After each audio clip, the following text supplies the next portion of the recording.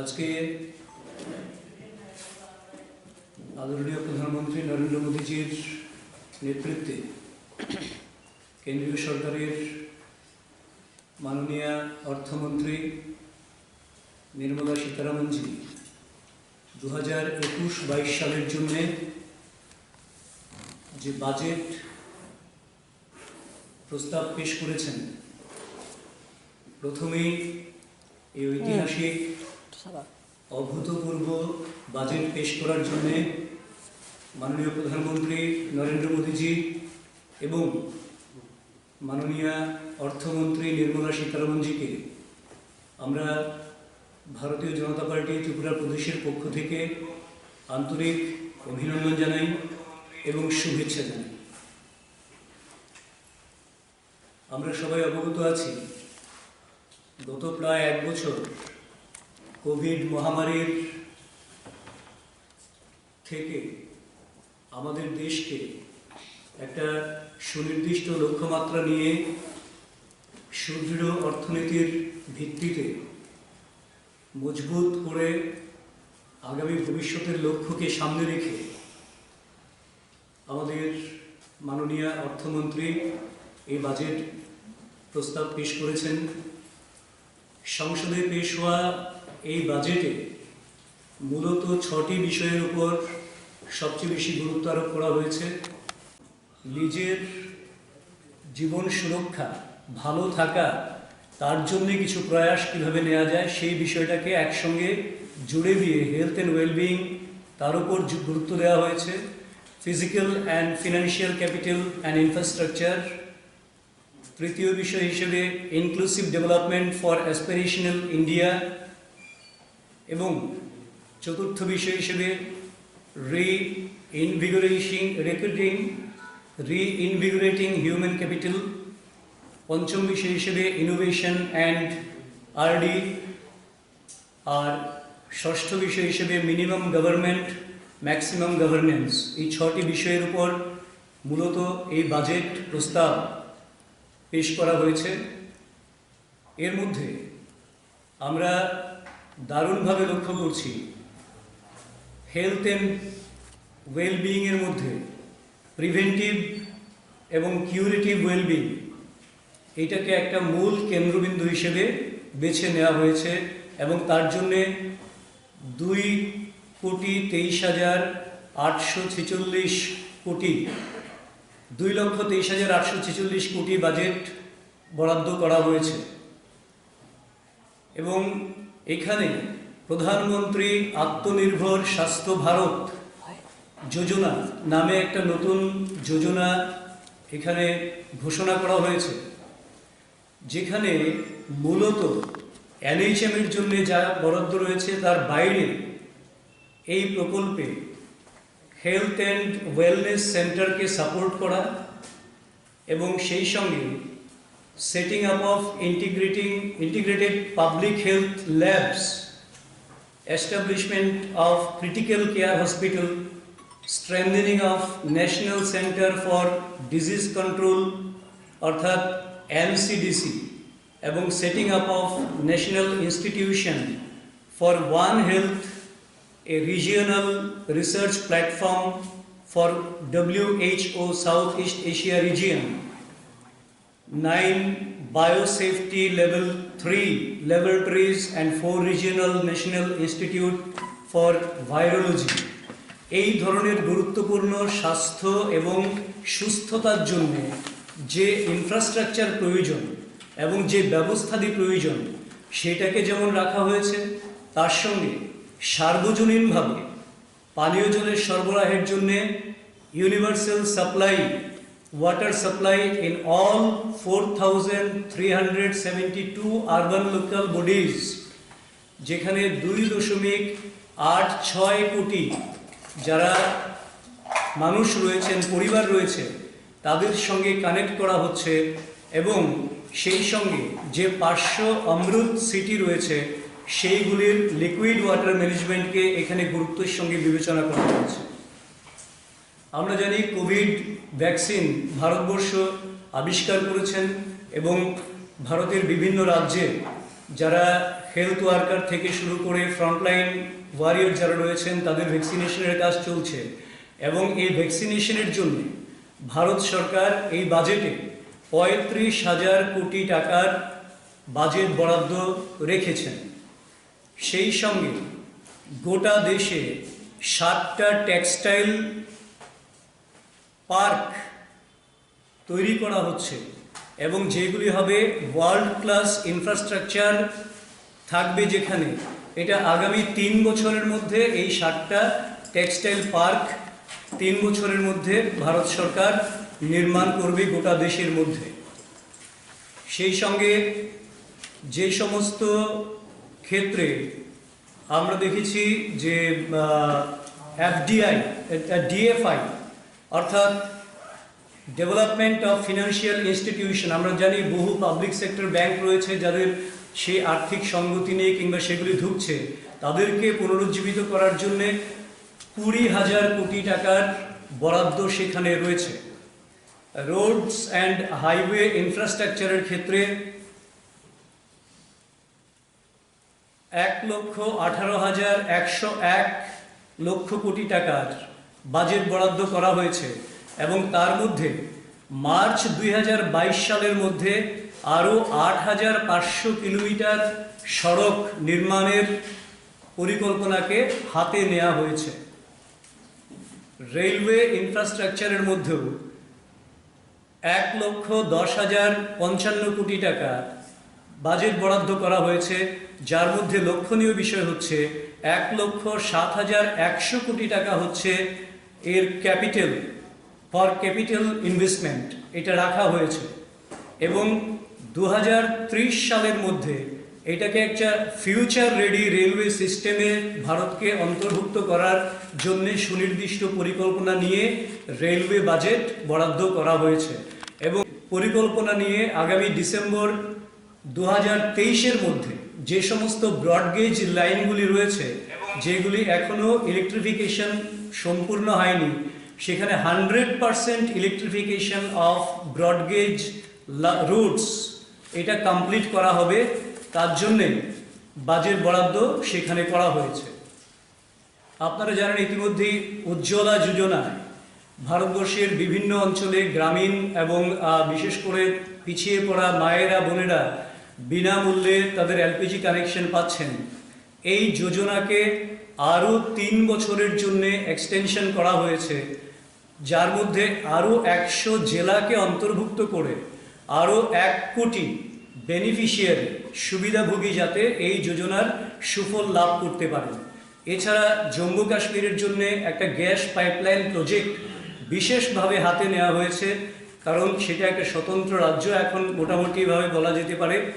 এবং সেই সঙ্গে বিভিন্ন ক্ষেত্রে আগে যে সমস্ত কোম্পানিগুলি ছিল তাদের ক্ষেত্রে আমাদের যে লিমিট ছিল একটা, যে তাদের ট্যাক্স সংক্রান্ত বিষয় ইত্যাদির ক্ষেত্রে, তো সেই জায়গাটাকে রিভিশন করে একটা স্মল কোম্পানিজ যাদের আয় ক্যাপিটাল নট এক্সিডিং 50 লাখ আগে যাদের ছিল, তাদের ক্ষেত্রে এইটাকে বাড়িয়ে এখন 2 কোটি টাকা পর্যন্ত করা হয়েছে। তাদের লিমিটেড লায়াবিলিটি পার্টনারশিপ এলএলপি যেটাকে বলা হচ্ছে, এলএলপি অ্যাক্ট 2008 সেটাকে রিভাইজ করে এই স্মল কোম্পানিজগুলির আয় যাদের threshold for paid up capital 50 লক্ষ ছিল, সেটাকে 2 কোটি টাকা পর্যন্ত করা হয়েছে। এগ্রিকালচারের ক্ষেত্রে আমরা যদি দেখি, আমরা জানি আমাদের সরকার প্রথম থেকেই কৃষকের আয় দ্বিগুণ করার লক্ষ্যমাত্রা নিয়ে কাজ করছেন আদরণীয় প্রধানমন্ত্রী নরেন্দ্র মোদীজি। এর মধ্যে স্বামিত্বা স্কিম একটা রয়েছে, যেটা একটা right two property owners in village, গ্রামে মানুষের সম্পদ যেটা রয়েছে সেই সম্পদের উপর কৃষকদের অধিকার, সেটার জন্য 1.80 লক্ষ প্রপার্টি ওনার্স 1241টা ভিলেজে তাদেরকে অলরেডি কার্ড প্রোভাইড করা হয়েছে, এবং সেটাকে এখন সমস্ত স্টেট এবং ইউনিয়ন টেরিটরিতে সেটাকে বিস্তার লাভ ঘটানো হবে, যাতে করে সেই গ্রামীণ অঞ্চলের যারা রয়েছেন বসবাসকারী তারা যাতে প্রপার্টি ওনারশিপ পেতে পারেন। সেই সঙ্গে এগ্রিকালচারের ক্রেডিট, কৃষি ঋণ গত বছর থেকে বাড়িয়ে লক্ষ্যমাত্রা এবছর 16.5 লক্ষ কোটি টাকা করা হয়েছে। রুরাল ইনফ্রাস্ট্রাকচার ডেভেলপমেন্ট যেটা 30,000 কোটি ছিল সেটাকে 10,000 কোটি টাকা বাড়িয়ে 40,000 কোটি টাকা করা হয়েছে। মাইক্রো ইরিগেশনের ফান্ড যেটাকে গত বছর ছিল সেটা 5,000 কোটি টাকা, এবছর সেটাকে 10,000 কোটি টাকা করা হয়েছে। অপারেশন গ্রিন স্কিম একটা রয়েছে, যেটাকে আগে টমেটো, পটেটো কিংবা পেঁয়াজ মানে আলু কিংবা টমেটো কিংবা পেঁয়াজ এই সমস্ত ক্ষেত্রে সীমাবদ্ধ ছিল, এইগুলিকে এখন আর মোট সব মিলিয়ে 22টা এই ধরনের প্রোডাক্টের উপর সেই অপারেশন গ্রিন স্কিম প্রবর্তন হবে, যাতে করে এরা যেহেতু একটার সঙ্গে একটা রিলেটেড,